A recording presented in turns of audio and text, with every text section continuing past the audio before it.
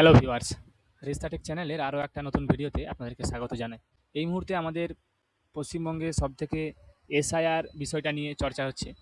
যেখানে আপনারা জানেন আমাদের ভিউয়ার্সরা, আমাদের সাবস্ক্রাইবাররা আমরা প্রতিনিয়ত নিত্য নতুন আপডেট নিয়ে আমাদের চ্যানেলে নতুন নতুন ভিডিও পোস্ট করে থাকি। তো আজকের এই ভিডিও এসআইআর সম্বন্ধিত, যেখানে আমি আপনাদেরকে দেখাবো এখানে যে আপনাদের সাপ্লিমেন্টারি লিস্ট ডাউনলোড করার পর, অর্থাৎ আপনাদের যাদের নাম আন্ডার অ্যাডজুডিকেশন থেকে ডিলিটেড এসেছে, তো সেক্ষেত্রে আপনাদের অনলাইন বা অফলাইন দুটো পদ্ধতি কী কী আছে, আপনারা কী কী ডকুমেন্টস রাখবেন, কীভাবে অ্যাপ্লাই করবেন, যাবতীয় ডিটেলস আমরা এই ভিডিওর মাধ্যমে দেখাবো। তো কোনো স্কিপ না করে খুব মনোযোগ সহকারে ভিডিওটাকে দেখুন এবং তার সঙ্গে সঙ্গে ভিডিওটাকে শেয়ার করে অন্যদেরকেও দেখার সুযোগ করে দিন। আমরা এই ক্ষেত্রে অনলাইন অ্যাপিল জিনিসটা আপনাকে দেখাবো এবং অফলাইন অ্যাপিল, যেটা আপনাদেরকে ট্রাইব্যুনাল অ্যাপিল করতে হবে, তার ব্যাপারে ডিটেল আমরা এই ভিডিওর মাধ্যমে আলোচনা করব। চলুন শুরু করা যাক। তো প্রথমেই আমরা আপনাদেরকে এখানে আসি যে আমাদের দেখুন এখানে ভোটার্সের যে অফিসিয়াল পোর্টাল, সেখানে লগ ইন করা আছে। আমরা যখন কোনো সাপ্লিমেন্টারি লিস্ট আপনারা ডাউনলোড করবেন, আপনারা নিশ্চয়ই জানেন যে সেটা কীভাবে ডাউনলোড করতে হবে। প্রথমে আপনারা এই ডাউনলোড ইলেকটোরাল রোল থেকে গিয়ে স্টেটটা সিলেক্ট করে নেবেন। তারপর এখানে আপনাদের 2026 অটোমেটিক্যালি সিলেক্ট থাকবে।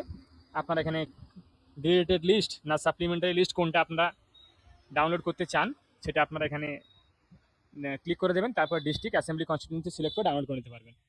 আমরা এখানে একটা ডিলিটেড লিস্ট ডাউনলোড করব, শুধুমাত্র আপনাকে এটা দেখানোর জন্য যে যদি অ্যাপিল অনলাইনে করার সময় অ্যাপিল করার অপশানগুলো সেগুলো কীভাবে আসবে, আপনারা কীভাবে সেগুলো চেক করবেন। এখানে আমরা সিলেক্ট করে নিয়েছি অলরেডি।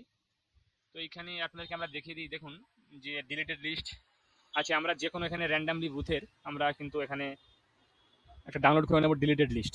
তো সেক্ষেত্রে আমরা একটা এখানে ক্যাপচা দিয়ে ডিলিটেড একটা লিস্ট ডাউনলোড করে রাখবো, এগুলো শুধু আপনাকে দেখানোর জন্য।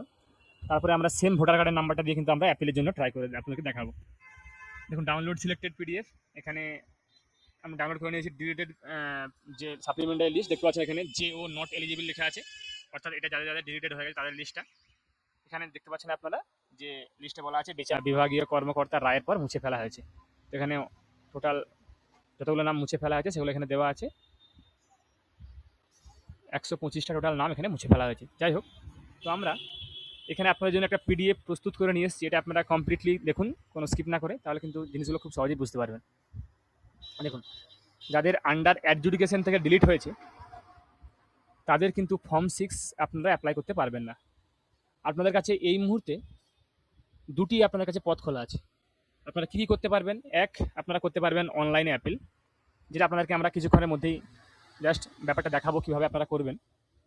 এবং দ্বিতীয়ত হচ্ছে অফলাইনে, আপনার ডিলিটেড লিস্ট যেদিনে পাবলিশড হবে তারপর থেকে 15 দিনের মধ্যে কিন্তু আপনাকে জেলা শাসক বা মহকুমা শাসকের কাছে আপনার কাছে কিন্তু আবেদন করতে হবে। কিন্তু আপনারা যদি ডিলিটেড হয়ে গিয়ে থাকে আপনাদের আন্ডার অ্যাডজুডিকেশন থেকে, তাহলে কিন্তু কোনোভাবে দেরি করবেন না। সেটা অবশ্যই আপনারা 15 দিনের মধ্যে আপনাদের জেলা শাসক বা মহকুমা শাসকের কাছে আবেদন করবেন। এবার আমরা আসবো এখানে অফলাইনের আবেদনের ব্যাপারটাতে। সেখানে দেখুন, ডিএম বা এসডিওর কাছে আপনাদের আবেদন করার জন্য আমরা যে ডকুমেন্টগুলো এখানে নিচে একদম যথাযথভাবে রেডি করেছি সেগুলো দেখে নিন এবং সেগুলো আপনাদের একটা আবেদনপত্র আপনারা দেখতে পাবেন অনলাইনে, আপনারা পেয়ে যাবেন, বা একটা ফর্ম্যাট আপনাকে আমরা দেখিয়ে দেবো। সেই ফর্ম্যাট অনুযায়ী আপনারা এখানে আবেদনপত্রটা আপনারা ফিল আপ করে এই ডকুমেন্টগুলো সহ জমা দেবেন। ঠিক আছে? তো আপনারা চেষ্টা করবেন জমা দেওয়ার পর অবশ্যই রিসিভ কপি নিয়ে নেবেন, কেননা ভবিষ্যতে আপনার এই রিসিভ কপিটাই আপনাদেরকে যাবতীয় প্রমাণ হিসাবে আপনারা যে অ্যাপিল করেছেন সেটা কাজে লাগবে। তো আপনাদেরকে আরও একটা মূল্যবান কথা, যেটা হচ্ছে আপনাদের ডিলিট হয়ে যাওয়ার পরও আপনারা ভয় পাবেন না, আতঙ্কে থাকবেন না। আপনারা চেষ্টা করুন দ্রুত আপনাদের অ্যাপিলগুলো করার, কোনো ধরনের কোনো সময় ওয়েস্ট না করে, টাইম ওয়েস্ট না করে দ্রুত অ্যাপিলগুলো করুন। যথাযথ আপনার কাছে যা যা ডকুমেন্টস আপনার কাছে আছে সেগুলো সবগুলো নিন। কোনো ডকুমেন্টস আপনারা ফেলে দেবেন না যেটা কাজে লাগবে কি লাগবে না, এরকম আপনার কোনো ভাবার দরকার নেই। ডিরেক্টলি যা যা ডকুমেন্ট আপনার কাছে আছে, তো আপনাদের যে সমস্ত প্রয়োজনীয় কাগজপত্রের যে তালিকাগুলো সেগুলো আমরা সহজ করে একটা লিস্ট করে দিয়েছি। এখানে লিস্টগুলো আপনাদেরকে দেখুন, এখানে আমরা দিয়েছি। প্রথমেই দেখুন, দেখবেন যদি আপনাদের শিক্ষাগত যোগ্যতার যে কোনো আপনাদের সার্টিফিকেট, সেটা আপনার যে কোনো সার্টিফিকেট হোক সেটা আপনারা নেবেন, সে মার্কশিট হোক বা সার্টিফিকেট হোক, হ্যাঁ, বা আপনাদের জাতি শংসাপত্র থাকে তাহলে সেটা আপনারা সেখানে দেবেন।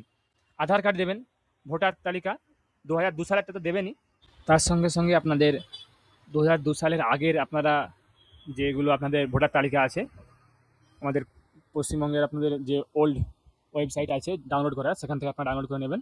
নাহলে আমাদের চ্যানেলে ভিডিওটা দেওয়া আছে, দেখবেন যে পুরনো ভোটার তালিকা আপনারা কীভাবে ডাউনলোড করবেন।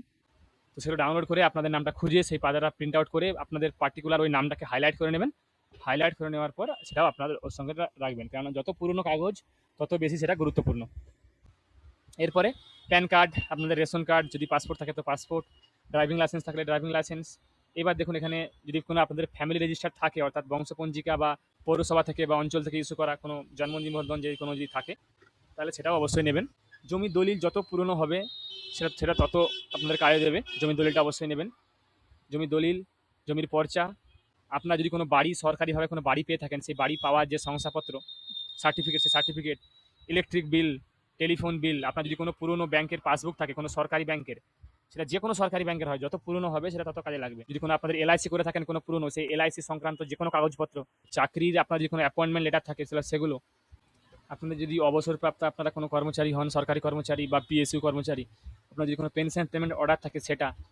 এরপরে দেখুন আপনারা এই যে জনগণনা সংক্রান্ত তথ্য, মানে সেন্সাসের যে তথ্য, সেটা কিন্তু আপনারা আমাদের যে লাস্ট 2011-তে যত সেন্সাস হয়েছিল, তখন আপনারা সেটা আপনাদের প্রতিটা অঞ্চলে কিন্তু আপনাদের একটা সেন্সাস কপি আপনারা পেয়ে যাবেন আপনাদের বাড়ির নামের বা বাড়ির আপনার নামগুলো সহ, মানে আপনাদের বাবার বা ঠাকুমার বা দাদুর আপনাদের নামের কিন্তু সেন্সাস পেয়ে যাবেন। তো সেগুলো সেক্ষেত্রে আপনারা সেই সেন্সাস সংক্রান্ত তথ্য বা জনগণনা সংক্রান্ত তথ্যগুলো কিন্তু আপনারা অবশ্যই আপনাদের অঞ্চল বা পৌরসভা থেকে আপনারা এগুলো জোগাড় করুন।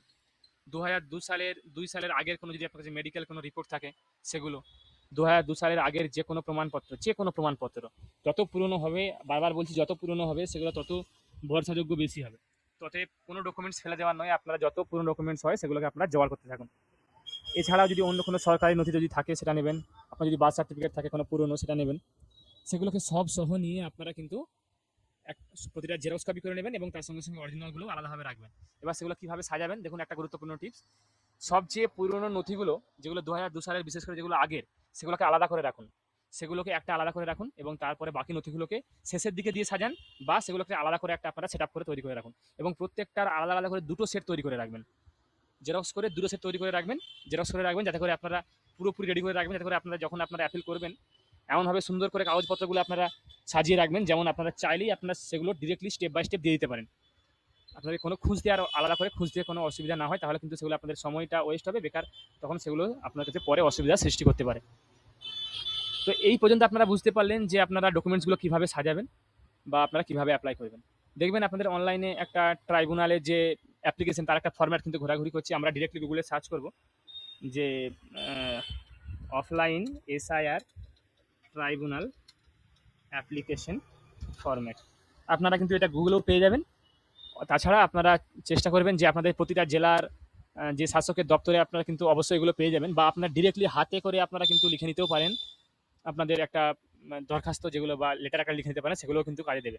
তো সেক্ষেত্রে আপনার যদি জেলা যদি কোনো আলাদা করে কোনো ফরম্যাট থাকে, তাহলে সেগুলো আপনারা দিয়ে সেগুলো ফিল আপ করে নিতে পারেন, বা আপনারা অনলাইন থেকে ডাউনলোড করে সেটাও কিন্তু ফিল আপ করে নিয়ে যেতে পারেন। ধরুন আলাদা করে কোনো ফরম্যাট দেওয়া নেই, তবে আপনারা আমাদের এখানে অনেকগুলো ফরম্যাট দেখতে পাচ্ছেন, আপনারা ফরম্যাটগুলো পেয়ে যাবেন। তো সেই সমস্ত ফরম্যাটগুলো আপনারা কিন্তু ডাউনলোড করে সেই ফরম্যাটের একটা আপনাদেরকে আমরা স্যাম্পল কপি আপনাদেরকে আমরা একটা দেখাবো এই ভিডিও শেষে। তার আগে আপনাকে দেখিয়ে দিই আপনাদের অনলাইনের ব্যাপারটা, যে আপনারা অনলাইনে অ্যাপিল কীভাবে করবেন। লগ ইন করে নেওয়ার পর আপনারা স্ক্রল করে নিচে আসবো। নিচে আসার পরে দেখুন আমাদের কাছে কিন্তু আগে সাবমিট অ্যাপিল বলে একটা অপশন ছিল, কিন্তু এই অপশন থেকে নোটিশ নাম্বার দিয়ে কিন্তু আপনারা কিছু করতে পারছিলাম না। এখন দেখুন সাবমিট অ্যাপিলের একটা আলাদা করে অপশন দেওয়া আছে, যেখানে বলা আছে submit appeal for individuals under adjudication, ব্র্যাকেটে আন্ডার অ্যাডজুডিকেশন, যে আপনারা এখানে তারাই অ্যাপ্লিকেশন করতে পারবেন যাদের আন্ডার অ্যাডজুডিকেশনের পর আপনাদের ডিলিট হয়ে যায় যে সমস্ত ব্যক্তিদের, তারা এখানে অ্যাপ্লিকেশন করতে পারবেন এবং তার সঙ্গে সঙ্গে ট্র্যাক করতে পারবেন। অনলাইন অ্যাপ্লিকেশন করার পর আপনাদের যে একটা ট্র্যাকিং যে আইডি দেওয়া হচ্ছে, সেই আইডিটা কীরকম টাইপের হবে সেটা আপনাকে আমরা দেখিয়ে দেবো ভিডিও শেষে, একটা ফরম্যাটটা এবং তার সঙ্গে সঙ্গে আইডিটা। এখানে আপনারা দেখুন আমাদের এখানে ওয়েস্ট বেঙ্গল, যেহেতু ওয়েস্ট বেঙ্গল ছাড়া এই শব্দটা আর কোথায় নেই আন্ডার অ্যাডজুডিকেশন বা লজিক্যাল ডিসক্রিপেন্সিস, তো সেক্ষেত্রে আপনার এখানে রাজ্য আলাদা করে সিলেক্ট করার কোনো দরকার নেই। এখানে ওয়েস্ট বেঙ্গল লেখাটা অটোমেটিক্যালি সিলেক্ট থাকবে। এখানে শুধুমাত্র এপিক নাম্বারটা আপনাদের এখানে দেবেন, এপিক নাম্বারটা এখানে দিলেই হবে। তো দেখুন এখানে আপনারা যেগুলো আমরা যেরকম ডাউনলোড করলাম, যে ডিলিটেড লিস্ট আছে, ডিলিটেড লিস্ট থেকে আমরা একটা এখানে এপিক নাম্বার দেবো। এখান থেকে আমরা এপিক নাম্বার বা নামটা এখানে আমরা সিকিউরিটি রিজনের জন্য আমরা একটু এখানে ব্লার করে দিয়েছি, আমরা এখানে দিয়ে দেবো ভোটার কার্ডের নাম্বারটা বা এপিক নাম্বারটা।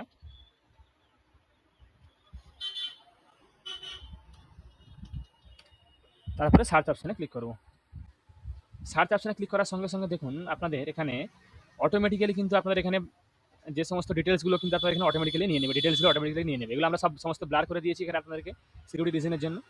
এরপরে আপনারা দেখুন এখানে অপশনগুলো দেওয়া আছে, যেখানে এখানে বলা আছে brief facts of the appeal, full address with pincode এবং রিলিফস রিলিফ শর্ট এখানে লেখা আছে এবং তার সঙ্গে সঙ্গে প্লেসটা দেওয়া আছে, দিয়ে তারপরে সাবমিট করতে এখানে বলা আছে। তো এখানে ডিটেলগুলো এখানে আপনাকে লিখে আপনারা কেন আপনারা অ্যাপিল করতে চাইছেন সে সমস্ত ডিটেলসগুলো এখানে আপনারা লিখবেন, ম্যাক্সিমাম 1000টা ক্যারেক্টার্স এবং এখানে ম্যাক্সিমাম 500টা ক্যারেক্টার, তারপরে সাবমিট। তো আমরা একটা আমাদের আগামী ভিডিওতে আমরা একটা এখানে পাই টু পাই একটা অ্যাপ্লিকেন্টের লিখে সেগুলো আপনাকে সাবমিট করে দেখাবো। তো সেগুলো ভিডিওগুলো আপনারা দেখার জন্য আমাদের চ্যানেলটাকে অবশ্যই ফলো করুন। তো এগুলো সাবমিট করার পর আপনার কাছে কিন্তু একটা অপশন চলে আসবে আপনাদের কাছে।